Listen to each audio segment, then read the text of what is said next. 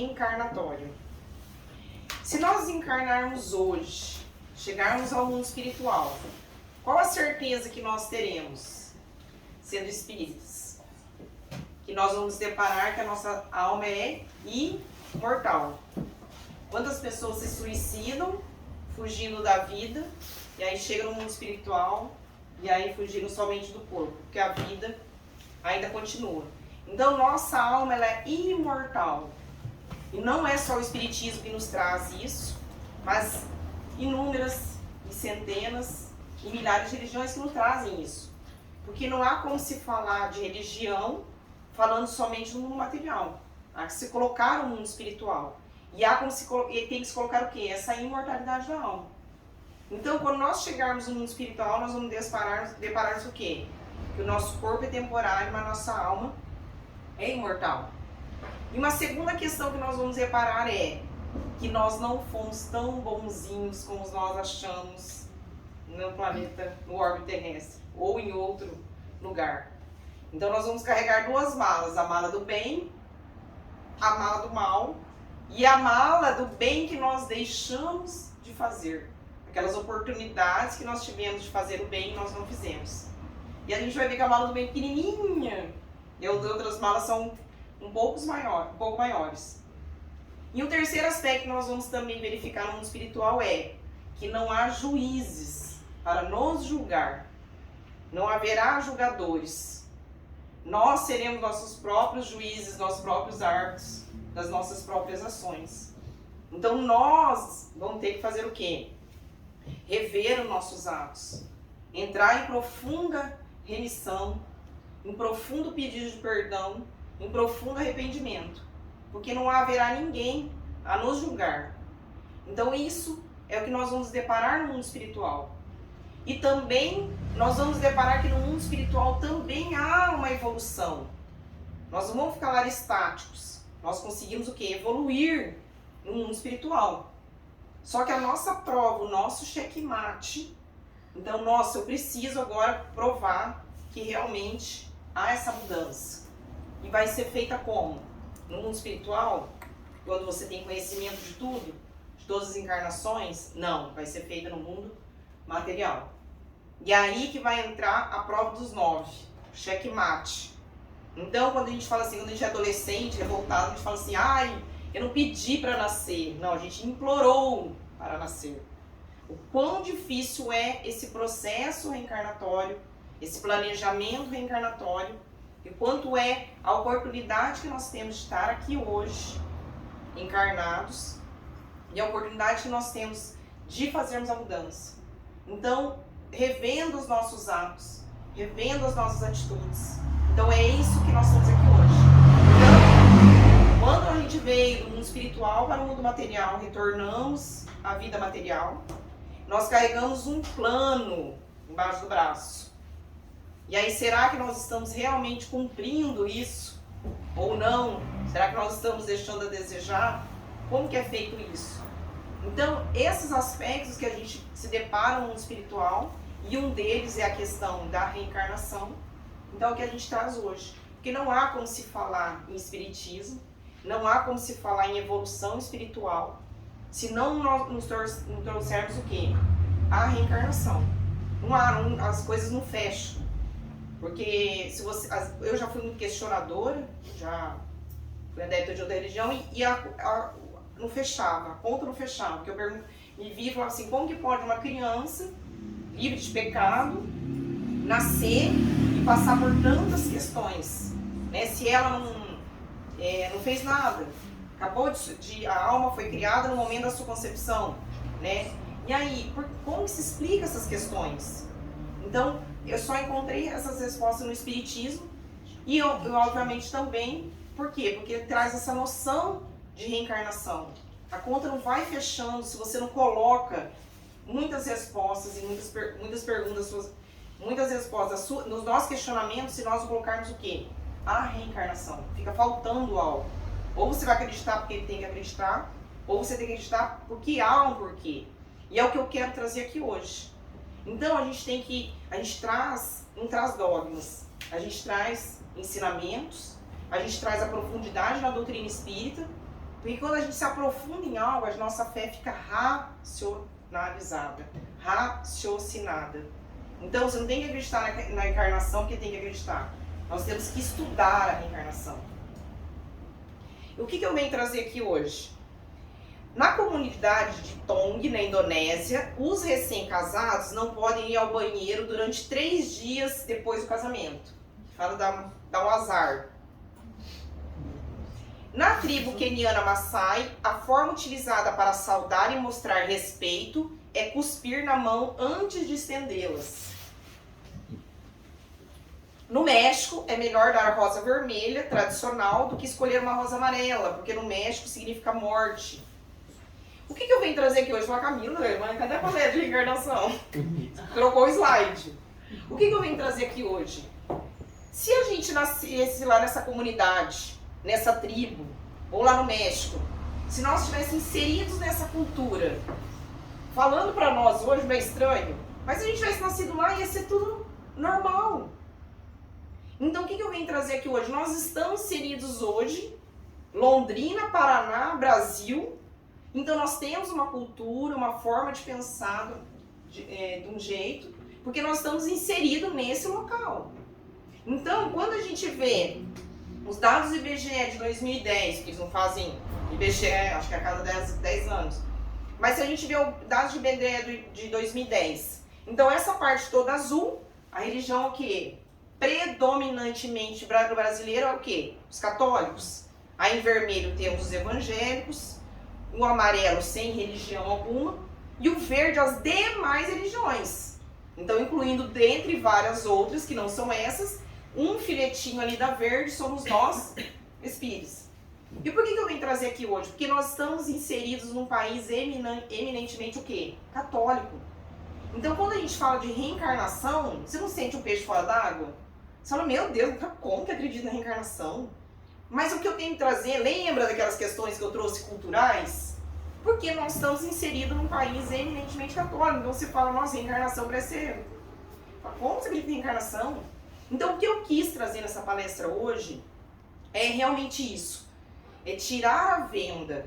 Tirar nem a venda, sabe aquele tapa-olho de cavalo, assim? Eu quero tirar vocês da caixa. Enxergar além. Além do Brasil... E além do Brasil, no mundo, e além do mundo, em civilizações passadas. Mostrando que a reencarnação não é exclusiva do espiritismo. Porque quando a gente fica só nessa questão do espiritismo, a gente fala, nossa, Kardec trouxe essa concepção de reencarnação.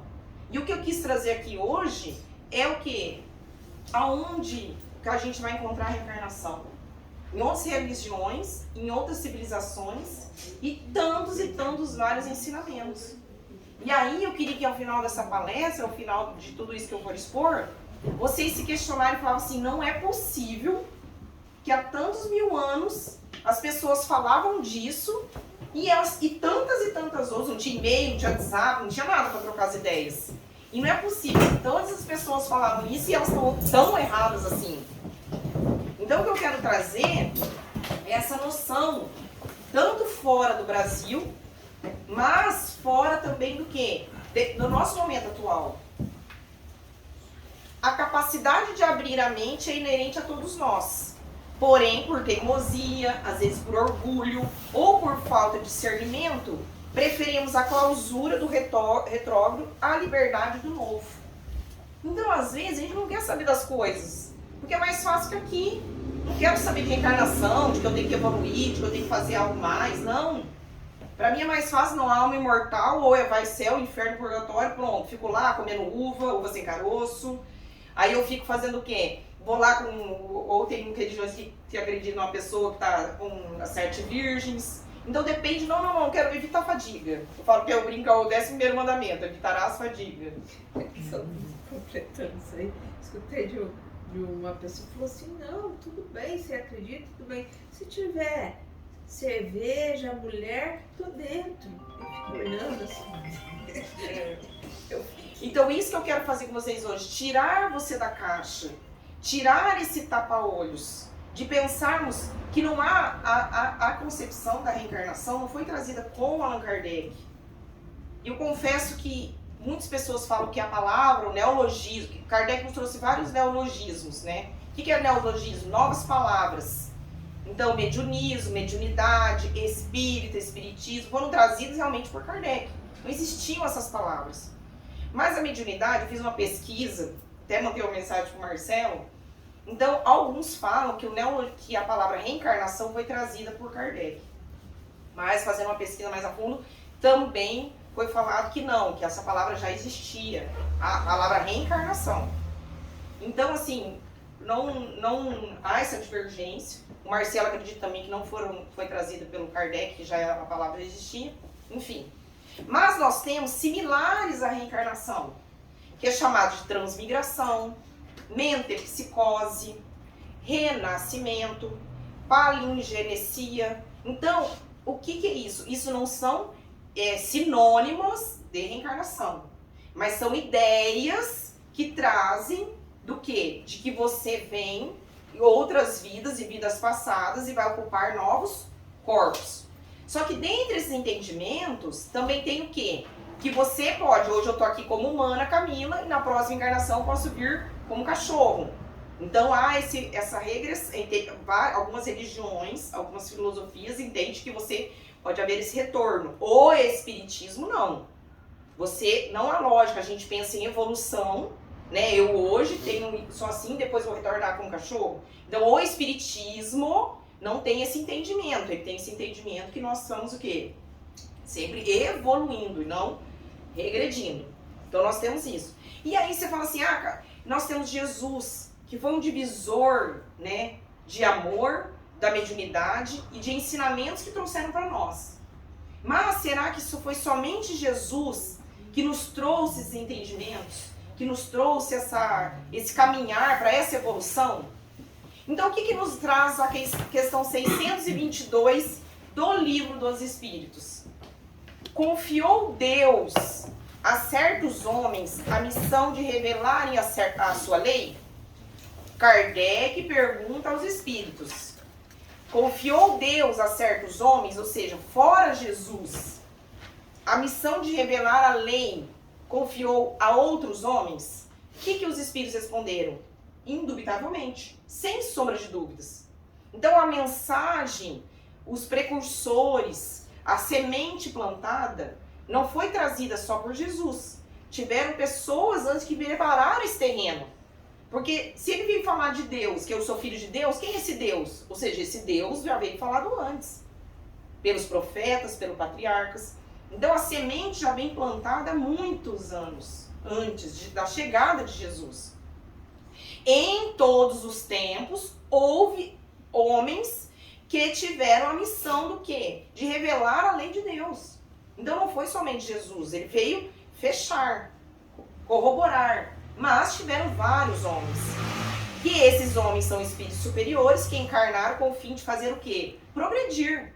Então se a gente for minimalista e pensar assim, não, quem nasceu na época de Jesus, conheceu Jesus, recebeu os ensinamentos de Jesus, seguiu Jesus, fala, não, Jesus veio aqui para nos salvar. A gente não ouve isso. Jesus morreu na cruz para nos salvar, para te tirar os nossos pecados. Tá, e quem desencarnou antes de Jesus vir?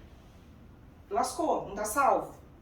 E quem veio há 3.000 anos antes de Jesus? 5.000 anos? Milhões de anos? E aí?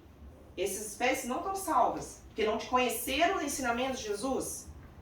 Então, a conta não vai fechando.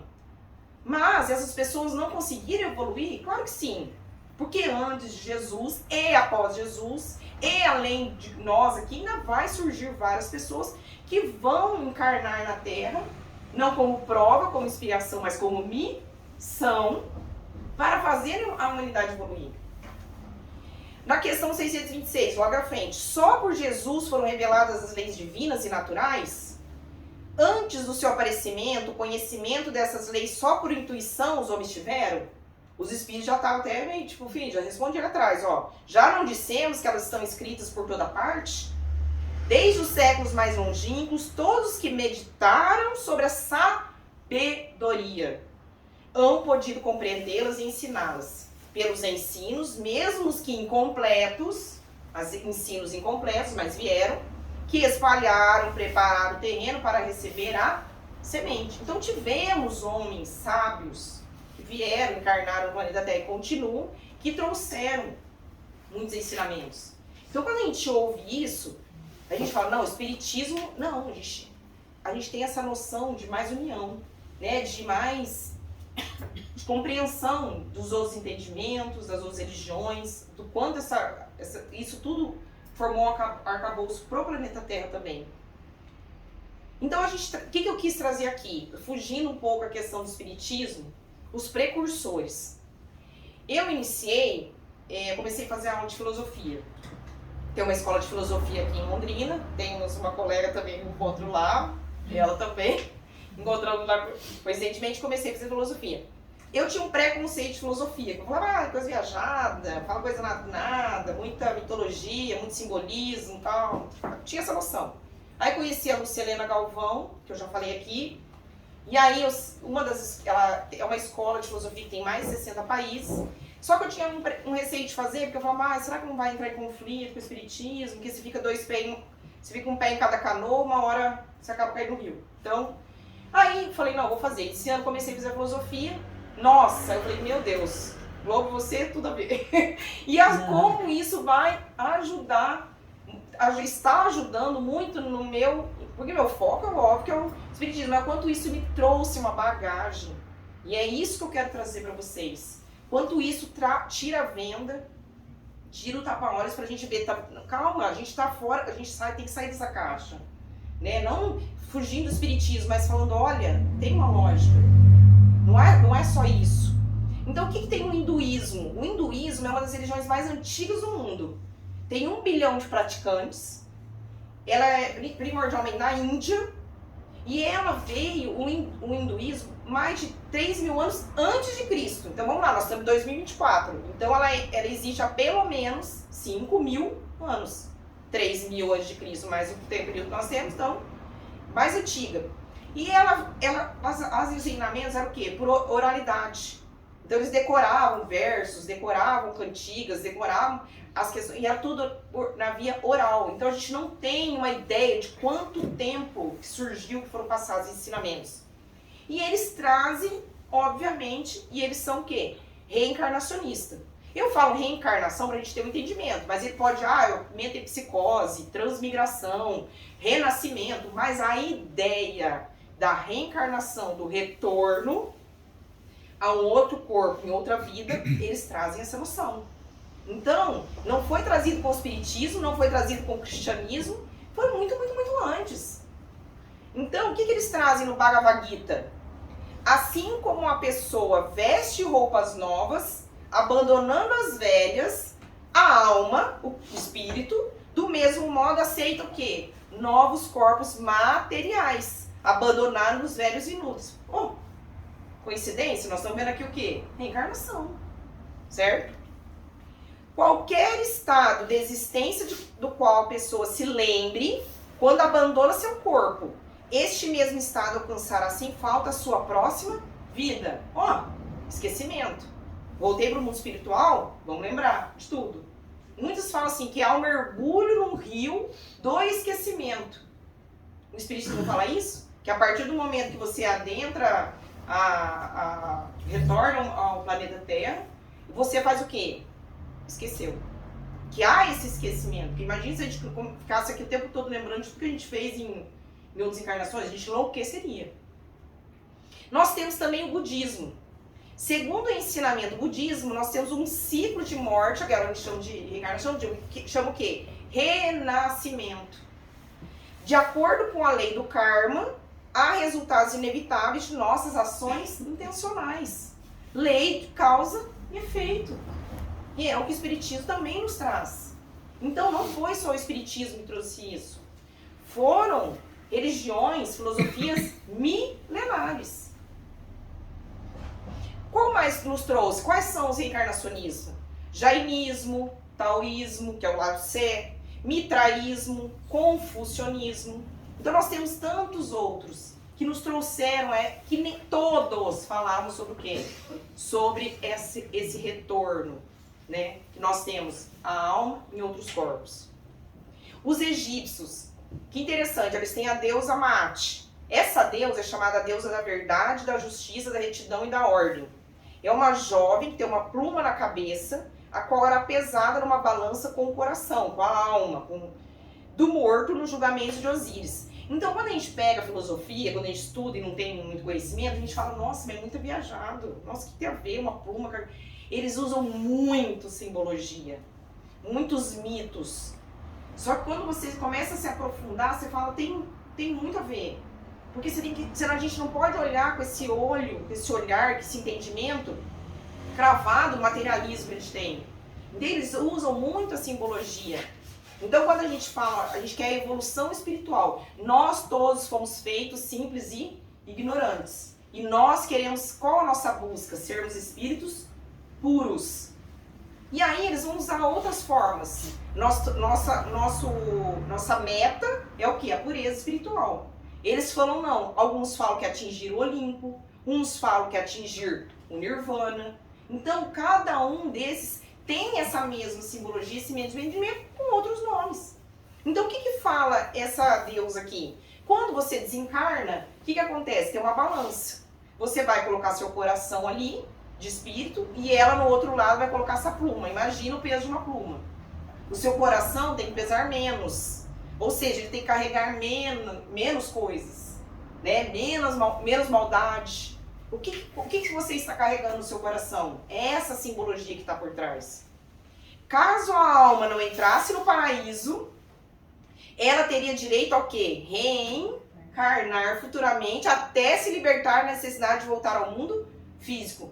Então nós vamos reencarnar, deixar nosso coração mais leve, porque na hora de pesar novamente lá com a pluma, nós vamos estar leves. Então nós vamos reencarnar quantas vezes forem necessárias. A não entrada no paraíso era vista como fracasso na alma. Ou seja, tem que voltar de novo. Não tem tudo a ver com o espiritismo? Então não foi trazido só pelo espiritismo.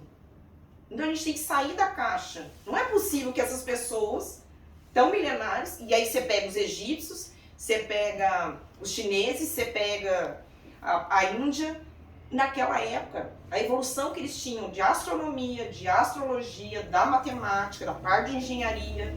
Então, eles eram pessoas extremamente intelectualizadas. Não entrando nisso mais, mas se você lê O Exilado de Capela, o livro, você vê que tem um porquê deles terem vindo extremamente intelectualizados, mas moralmente estão o quê?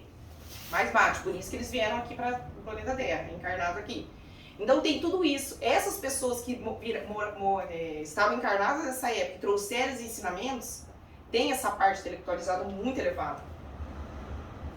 Então o que nós temos mais que traz essa noção de reencarnação, metempsicose, renascimento, mas por espiritismo que traz essa noção? Os astecas, os incas, os maias, os muçulmanos, que são os drusos e alevitas, os gregos que falam do Olimpo, os romanos, os celtas, escandinavos, as tribos indígenas, as tribos norte-americanas, os africanos, temos Quimbanda, Umbanda, que tem todas as religiões derivadas, Inuits, que são chamados de esquimós. Então nós temos inúmeras religiões, filosofias que trazem isso. E muitos filósofos. Sócrates, Platão, Pitágoras, Orígenes, Plotino, Giordano Bruno, todos esses trouxeram essa noção que nós temos de reencarnação. Sócrates, Platão e Pitágoras, muitíssimo comentados. Você pega o Evangelho segundo o Espiritismo, tem uma mensagem de Sócrates, tem mensagem de Platão, temos menção de Kardec em inúmeras obras da codificação espírita mencionando esses filósofos. E aí quando você vai fazer o estudo, se você estuda o EGE, você traz eles como precursores do espiritismo, quando você estuda o EGE. Então, são os filósofos que trazem totalmente essa noção da reencarnação também. E na atualidade temos Ian Stevenson e no Brasil Hernani Guimarães Andrade. Ian Stevenson é um médico psiquiatra, não é espírita, e ele tem um estudo, ele é o maior estudioso, ele já desencarnou, ele é o maior estudioso de casos de reencarnação no mundo. Então ele tem mais de 2.000 casos, 600 casos ele averiguou pessoalmente, e ele tem um livro, tem até PDF na internet, chama Os 20 Casos de Reencarnação de Ian Stevenson. Então ele traz ele faz essa averiguação de casos de reencarnação. Não era espírita, não tinha mediunidade. Então, o que ele percebia? Tinha uma comunidade lá que tinha uma criança, sempre havia entrevista de crianças. Então, ele entrevistava uma criança que falava, olha, eu não moro aqui, eu moro numa outra comunidade ali, a comunidade é longe. E aí você vai vendo os relatos deles, das crianças, e eles dão detalhes. Um dos casos que eu vi, essa criança deu 74 informações verídicas acerca de tudo aquilo que a criança estava vendo. Que ele não morava lá, que ele morava em outra comunidade. E aí ele fazia uma pesquisa como se fosse um inquérito policial. Então ele ia pesquisando a fundo, ele ia lá naquela comunidade, perguntava, porque aquela criança falava, não sou fulano, eu sou ciclano. E ele ia lá naquela comunidade, falava do ciclano, as pessoas trazem as marcas. Então havia uma pesquisa, sempre fez uma pesquisa muito, muito, muito criteriosa, nos relembrando muito Kardec. Porque hoje a ciência fala, a gente não consegue comprovar a reencarnação, porque um dos métodos científicos você tem que haver uma repetição. Né? Se você tem que repetir aquele mesmo método várias vezes e falar, não, isso aqui é verdade. Só que esse método a gente consegue aplicar na comprovação da reencarnação. Mas se nós condenamos à morte, a cadeira elétrica, uma pessoa que a gente faz essa investigação, né, como se faz uma investigação criminal, então por que a gente não pode falar, não, realmente esse caso é verdade? Com essa investigação tão profunda como o Ian Stevenson fazia. Então é isso que tem também, que nós temos na modernidade, esses fatos. Porque no século XIX, entrado no século XX, a gente entrou no materialismo e cientificismo muito elevado. Então, a gente não consegue mais interpretar essas simbologias da filosofia. Tudo tem que ser provado por A mais B mais C mais D. Não que isso seja ruim, mas a gente fica muito materialista. Né? A gente não consegue, a gente só fica preso a essas questões materiais. E Hernani Guimarães Andrade também, brasileiro, que tem um estudo muito vasto com relação a esses processos reencarnatórios, casos de reencarnação, e geralmente crianças. Por quê? Porque quando você lê o livro Missionários da Luz, que você tem um planejamento reencarnatório, a psicologia fala isso, que até os 7 anos de idade, tudo que acontece na criança é a fase mais importante, como se fosse uma folha em branco. A psicologia nos traz isso. E o espiritismo também nos traz. Que até os 7 anos de idade é o momento que a criança está mais ligada ao mundo espiritual do que ao mundo material. Então, a partir do momento que ela faz 7 anos de idade, é como se o perispírito, o espírito e o corpo se aclopassem mais firmemente. Então, ela está mais, por exemplo, tem amiguinho imaginário. Então, por isso que o Ian Stevenson fazia as entrevistas mais com crianças, porque havia essa lembrança. E numa das entrevistas que eu vi com o Hernani, ele comenta o seguinte, geralmente, por que ele falou, nossa, mas a gente esquece tudo, por que tem essas outras pessoas que lembram de detalhes da reencarnação e outra, de questões que ele já tinha desencarnado há 20 anos só, rápido. Então assim, ele falou, eu era casado com a fulana, chegava lá, a fulana estava viva. Eu era amante da ciclana, a amante estava lá, o irmão estava lá, a casa estava lá. Então era uma reencarnação muito rápida, a criança desencarnou e já retornou, porque a gente tem um período, né, de tempo no mundo espiritual para depois reencarnarmos. Mas aí o Hernani comenta o seguinte, que esses casos que as crianças lembram detalhadamente, às vezes crianças que têm pânico de guerra, vê filme de guerra, começam a ficar em pânico, porque tem essa lembrança muito, muito, muito remota, né? Muito viva ainda na cabeça. Então, por que o Hernani comenta isso? Porque foram reencarnações muito rápidas. Desencarnaram e já retornaram rapidamente. Então, não deu aquele tempo de dar aquele esquecimento. Mas, a partir do momento que a criança começa a ficar uma idade, aquilo já começa a diminuir. Então, o que eu venho trazer muito importante também, além de tudo isso? O judaísmo. Então, quando a gente traz o judaísmo, quando a gente pega uma Bíblia, né, nós temos o Velho Testamento, o Novo Testamento. Jesus é o divisor ali do Velho para o Novo Testamento. Então, quando a gente fala no judaísmo, não há como falar, se a gente lê uma Bíblia, não há como a gente falar que a gente também não está o quê? Que a gente não é judaico-cristão. Paulo de Tarso, apóstolo Paulo, do livro Paulo e Estevão, ele nos traz isso, essa junção, né, do judaico-cristão. Por quê? Paulo era judeu, adepto do judaísmo, contra os cristãos, mandou matar os cristãos, e daí se converteu, a cristão. Só que ele era um extremo conhecedor do judaísmo. Sabia tudo.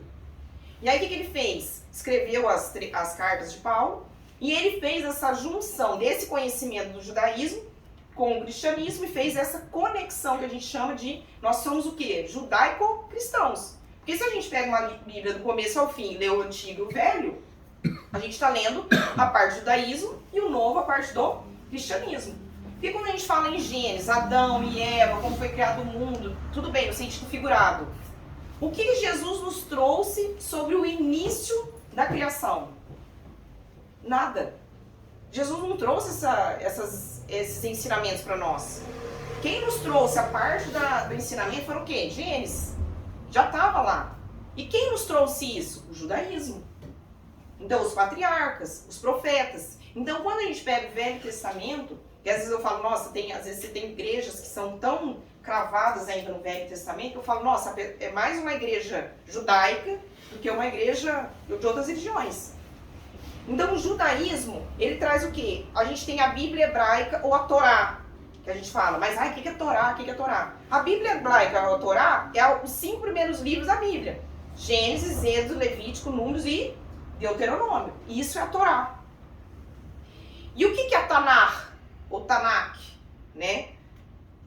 É o Antigo Testamento cristão, só que eles fazem uma outra divisão diferente da gente. Então, os judeus, quando vão estudar a Tanar, eles vão pegar a Bíblia inteira, por quê? Porque os judeus não têm o Novo Testamento, eles só pegam o Velho, porque eles não acreditam que Jesus é o Messias prometido. Então, eles não são cristãos, eles são adeptos do judaísmo, não confunde. Então, quem é judeu, adepto do judaísmo, não acredita em Jesus como o Messias prometido. Ou a divergência, acha que é um profeta, enfim. Então, eles pegam, estudam só o Velho Testamento. Mas, quando você pega a parte do Velho Testamento, o que traz de mundo espiritual no Velho Testamento? O que traz de lá? Como que é o mundo espiritual? Pouquíssimas coisas ou quase nada. Mas eles não estudavam o mundo espiritual? Estudavam. Então, nós temos os doutores da lei, né, como Paulo era o doutor da lei, e nós temos os rabinos, né, na época principalmente de Jesus, nós temos os rabinos. Quem são os rabinos? Os professores. Então, pouquíssimas pessoas iniciadas estudavam o quê? Mais a fundo o judaísmo. Então, estudavam o quê? E o que ele nos traz? Gilgulim. O que é isso aqui? É o Gilgulim. Gilgul é as rodas e o Gilgulim é as rodas da vida. Ou seja, o judaísmo também é reencarnacionista. Porque eles estudam com profundidade a cabala judaica. Então essa parte espiritual não é tratada no Velho Testamento, no Tanakh. Ela é tratada na cabala judaica. Então se você conversar com um judeu que é realmente estudioso do judaísmo com profundidade, ele acredita em reencarnação.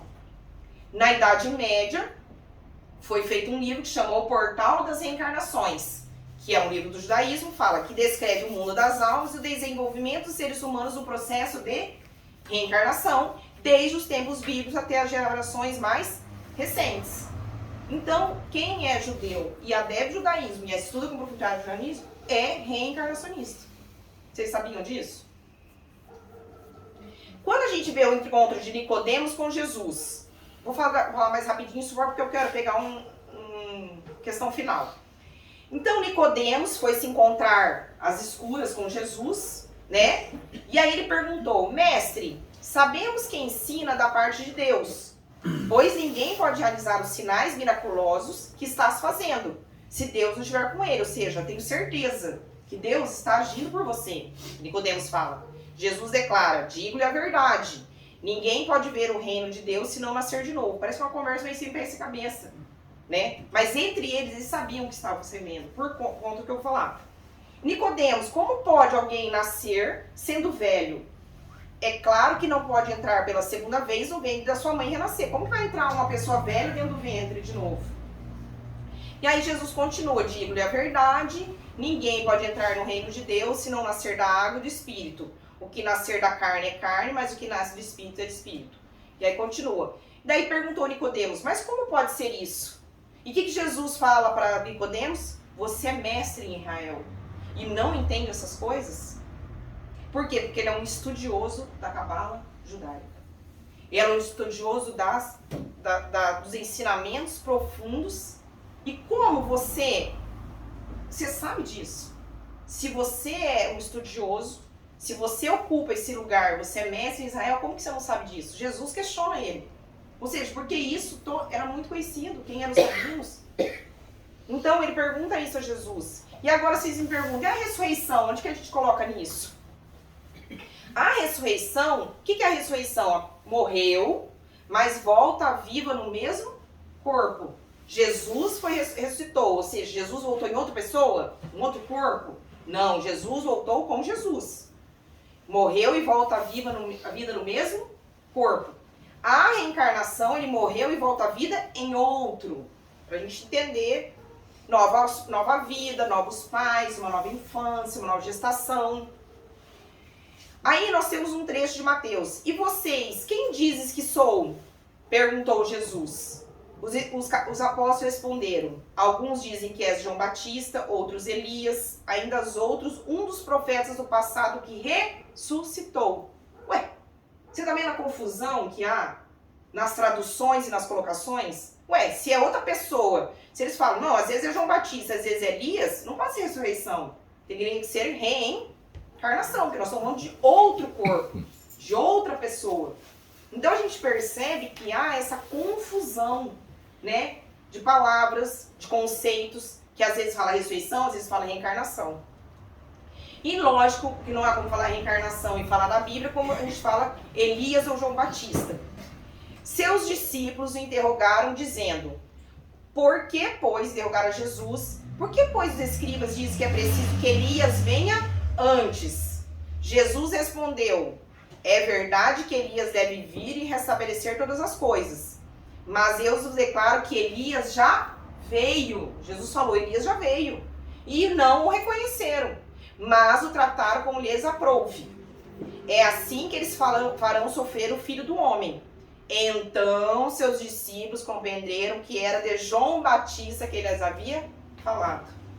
Então quando ele falava que Elias já veio, é porque ele veio como João Batista. Em outro corpo. Não, isso não é ressurreição, isso é o quê? Reencarnação. Então, como pode um espírito voltar num corpo? E quando a gente fala, como pode um espírito voltar num corpo diferente, se a crença da ressurreição é que volta deveria ser feita no mesmo corpo? Então, vamos pensar o seguinte, não há reencarnação, nós vamos ter um juízo final, beleza? Vai chegar uma hora que vai todo mundo para o juízo final e nós vamos ser julgados. E aí, nesse caso? Ele vai julgar quem? Elias ou João Batista? Não tem como. Se cada um é único e há somente uma vida, e aí nesse caso? Aí Kardec nos coloca na Revista Espírita, admitindo que Elias e João Batista sejam a mesma pessoa, qual corpo tomará o espírito Elias no juízo final? Para se apresentar ante Jesus, será o primeiro ou será o segundo? Kardec coloca esse questionamento na Revista Espírita. Ué, o que não tem como falar reencarnação também, fazendo essa retrospectiva, sem falar no Concílio de Constantinopla. Eu sei que alguns conhecem, mas como muitas pessoas às vezes não sabem algumas questões, vem retomar. No ano de 553, depois de Cristo, o imperador Justiniano e sua esposa Teodora, um déspota, e ela era uma ex-cortesã, eles reuniram um concílio que foi convocado pelo imperador. Já começou errado, porque o concílio ele tem que ser convocado pelo Papa.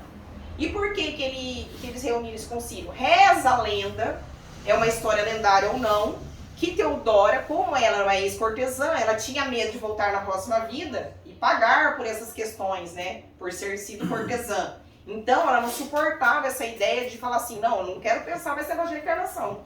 Nós temos que abolir isso aí. Eu não quero. E aí foi abolida a reencarnação porque ela não queria. Ela mandou matar, assassinar várias cortesãs na época e resolver o quê? Pediu pro imperador que excluísse a reencarnação, o entendimento de reencarnação. Então houve essa exclusão e a condenação, só que quando eu falo reencarnação, é que eu estou falando nos ensinos de hoje, mas quando eles falam, se você lê o Concílio de Constantinopla, eles falam de pré-existência da alma. Né? Então você entende, lendo todas aquelas questões que falam de pré-existência da alma, que a alma ocupa vários corpos, em várias existências. Então, lembra que eu falei? Há um neologismo que foi criado com reencarnação, mas se você lê o contexto, por exemplo, você vai ver hinduísmo não vai falar sobre reencarnação, mas quando você lê, você fala tudo a ver. Então, teve questões pessoais quanto a Teodora? Sabemos, enfim, mas há documentos que mencionam nesse concílio que foi o quê? Que houve essa exclusão por questões políticas. O inferno, é mais fácil falar que o inferno é eterno, porque ele seria mais eficaz. E aí, nós temos o planejamento reencarnatório e o processo reencarnatório. Então, planejamento, que a gente está aqui, ó, embaixo do braço, que a gente traz um planejamento. O processo é pós a nossa gestação, é o que nós estamos vivenciando. No estado errante, ou seja, estamos no mundo espiritual, antes de começar a nova existência corporal, o espírito ela tem consciência do que nós escolhemos. E ele fala, o próprio espírito, nós escolhemos as provas que nós vamos passar. Tá, e de repente o espírito não tem muita noção. Deus lhe supre a inexperiência, traçando-lhe o caminho. Certo? Então nós temos o quê? Um processo reencarnatório. E eu acho legal essa frase que fala, processo reencarnatório não é trilho, é trilhar. Porque você não vai desencalhar se sair do trilho. Mas é trilho, às vezes você dá uma erradinha no caminho, se perde, você volta. Se o espírito pode escolher os gêneros de provas que deve sofrer, seguir-se-á que todas as tribulações que experimentamos na vida foram todas previstas por nós? Então as pessoas, todas não é bem o termo, porque não escolhesse nem previsse tudo que vos sucede no mundo, até as menores coisas, escolhesse apenas o gênero, os detalhes, as consequências e muitas vezes as próprias, das vossas próprias ações. Então a gente pensa que bati o carro aqui na esquina, uma provação, uma expiação. A gente tem mania de tudo na vida, a gente fica pensando que é prova, que é expiação, tudo, a gente o tempo todo. Não é assim. Se eu chamar você aqui para você falar, quero que você fale a sua biografia da vida em meia hora, você não vai ficar contando, porque no ano de 1950 aconteceu tal coisa. Não, você vai contar as grandiosas coisas, não é? Você vai lembrar, você vai fazer um passant. Então, o planejamento reencarnatório é nas macros. Mas eu vim planejada para casar com fulano e ter tantos filhos, se não deu errado. Ok, foi com outro. Mas nós temos uma teia que nos envolve no processo reencarnatório. Pode ser que você não casou com fulano, eu tive só uma filha, era para ter 2. Mas existem coisas que acontecem na nossa vida. Porque a gente tem resgates na reencarnação do quê? Na parte espiritual, na parte moral, na parte sexual, na parte de família. Então nós temos vários. Então se a gente fizer fizer um resgate em outras áreas, tudo bem. Então às vezes a gente não vai dar conta de tudo. Mas às vezes as teias vão ocorrendo e elas vão tornando esse processo reencarnatório ok. Então a gente não pode ficar bitolado o tempo inteiro. Isso aqui é prova. Isso aqui é expiação. Nossa, aconteceu tal coisa. Não, a minha mãe, nossa, deve ter, sei lá, queimada lá na fogueira. Então a gente fica o tempo inteiro. E a questão não é a gente querer ficar fazendo esse entendimento o tempo todo. Não é isso. É a gente ter noção da reencarnação pra gente falar, opa, não sou tão vítima assim.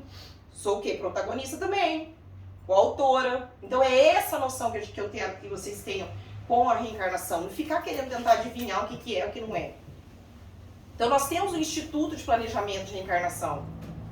Então nós temos as provas, as expiações e as missões. Prova é algo novo. Nunca fui professora na minha vida e solicito que eu quero fazer o quê? Eu quero dar aula.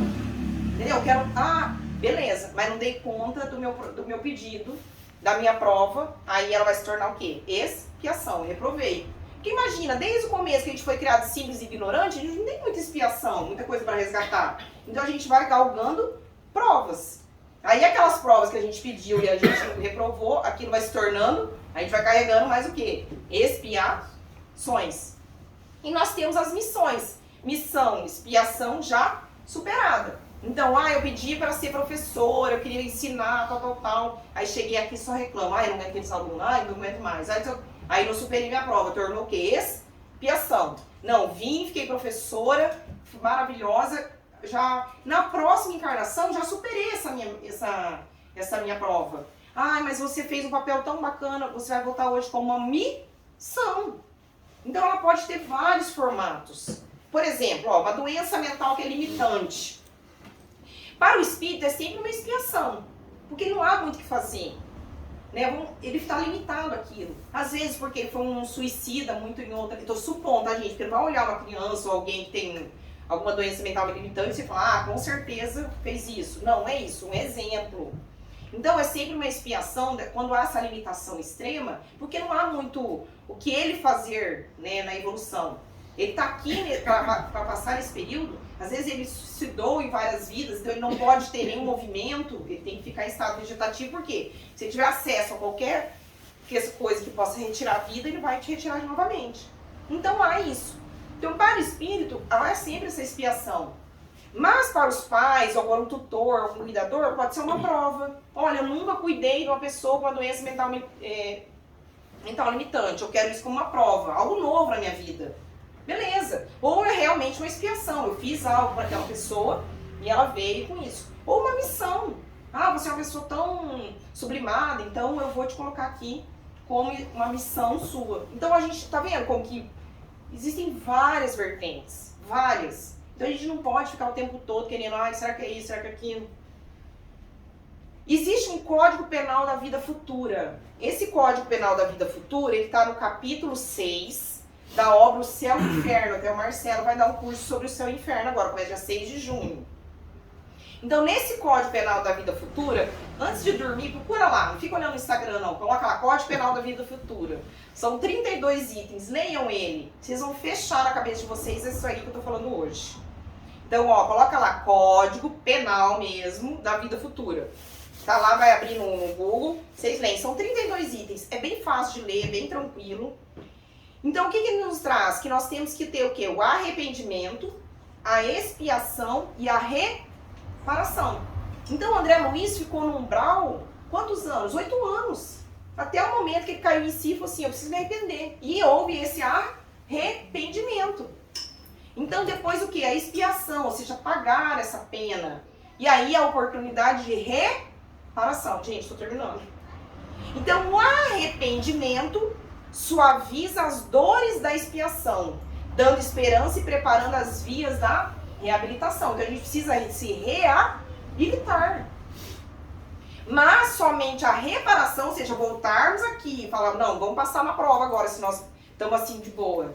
Pegamos o planejamento e voltamos. Aí então entramos no processo. Mas a reparação pode anular o efeito destruindo a causa. Então o que nós temos? Nós somos filhos de nossos pais. Juntou lá o papai, a mamãe e nós, o velho. 23 cromossomos, 23, 46, né? Então isso é a nossa genética. Então algumas doenças podem ser genéticas. Mas de repente você olha a casa que a pessoa nunca teve doença nenhuma, surgiu alguém da família e fala, teve um câncer assim, assado. Fala, nossa, mas não teve alguém da família? Não. Por quê? Mas nós somos filhos de nossos pais, somos filhos de nós mesmos. Não esqueçamos disso. Ou seja, nós temos o livre-arbítrio e passamos por provas e expiações. Então, além de sermos filhos de nossos pais, nós somos filhos de nós mesmos. Nós carregamos infinitas encarnações. Mas nós temos o quê? Filhos de Deus. Então, Deus nos dá a misericórdia divina, a justiça divina. A misericórdia divina nas nossas encarnações. Por exemplo, eu, Camila, eu era para ter reencarnado com um problema na voz, ou nascer muda. Não, mas ela já tão bem com oratória, palestrante espírita. Então, o que faz? O espírito dela, tudo ruim, meu espírito. Não, vamos dar um corpinho bonitinho para ela. Tá certinho. Aí, o espiritismo, o espírito todo ali. Mas daí, teve a chance, oportunidade de trabalhar. Vem aqui trabalhar no Luzita, fazer palestra. Não vou não. E só protelando. Aí, o que acontece? Esse meu perispírito que veio de uma forma pela misericórdia divina bom, ele começa o quê? Se deteriorar. Então, às vezes eu falo, nossa, o que está acontecendo comigo? Está acontecendo alguma coisa? Então, pode haver essa mudança também durante o nosso processo encarnatório. Então, de repente, já vinha um planejamento de vir com uma predisposição, e aí você fala, não, vou mandar a pessoa assim bem, porque ela vai cumprir a missão dela. Não, aí não cumpriu, aí começa. Então pode ser provas, pode ser expiações, pode ser questões do passado, pode ser questões que ocorreram agora. Então, há inúmeras, a gente pode ficar conjecturando, encontrando. Eu vi essa frase ontem que eu falei que vou colocar na palestra. Tempestade a gente não entende, a gente atravessa. As respostas costumam estar do outro lado. E para finalizar, o princípio da reencarnação, ele é justiça divina e revelação. Dessa forma, a lei de reencarnação elucida todas as anomalias. Isso que eu falei, nós encontramos respostas na reencarnação, quando a gente coloca a reencarnação. E faz-nos compreender que Deus deixa sempre uma porta aberta para o pior dos piores, dos piores, dos piores seres humanos da Terra. Tem o quê? Tem a oportunidade de se arrepender, de espiar e de reparar. Ninguém escapa dessa justiça divina. E para isso, Deus, na sua infinita bondade, permite encarar tantas vezes quantas forem necessárias o nosso aperfeiçoamento espiritual, utilizando desse e de outros orbes, ou seja, aqui na Terra ou em outros lugares, disseminados no espaço. Então, isso é o que nos traz o Evangelho do Espiritismo. Então, isso que eu quero trazer para vocês hoje, a noção de reencarnação e o quanto isso muda nossas vidas. Né? O quanto isso nos faz reflexivos quanto... Será que estou cumprindo? Será que estou cumprindo? Será que nos tira essa questão de vítima e nos coloca também de coautor, de protagonistas? Então não sabemos, não fiquem tentando conjecturar e pensar que será isso, que será aquilo. Mas quando você encaixa a encarnação na sua vida, esse ensinamento, e vocês viram, saiam da caixa, que ela não é trazida por Espiritismo, ela vem trazendo milenarmente, não por um povo, mas por vários, não por uma religião, mas por várias. Vocês perceberam que hoje, então a gente tem que sair, porque quando a gente fala, falando no Brasil, a gente pensa em reencarnação, nossa, imagina. Então o que eu quis trazer hoje é que, para vocês terem mais sedimentação, sabe, de crença, tipo, nossa, realmente a reencarnação, se eu tava na dúvida hoje, eu acho que não fiquei tão na dúvida. Porque a certeza a gente acaba nunca tendo, né? Então a reencarnação é essa oportunidade de nos reajustarmos. Gente, desculpa, aqui no Luzita é meu laboratório, então as primeiras palestras eu faço aqui, depois eu replico. Então às vezes eu falo, nossa, será que tá no tempo, será que não tá? E eu falo pra caramba. Mas obrigado pela paciência e pela escuta de todos aqui nessa noite.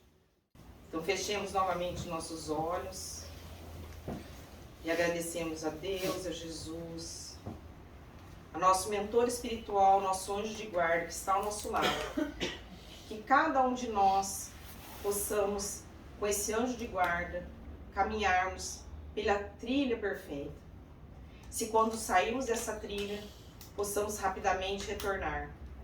Que esses ensinamentos do Espiritismo possam sedimentar na nossa mente, no nosso coração e no nosso espírito. Obrigada, Senhor, por essa oportunidade de estarmos aqui hoje, galgando mais conhecimentos em busca dessa evolução espiritual. Que assim seja.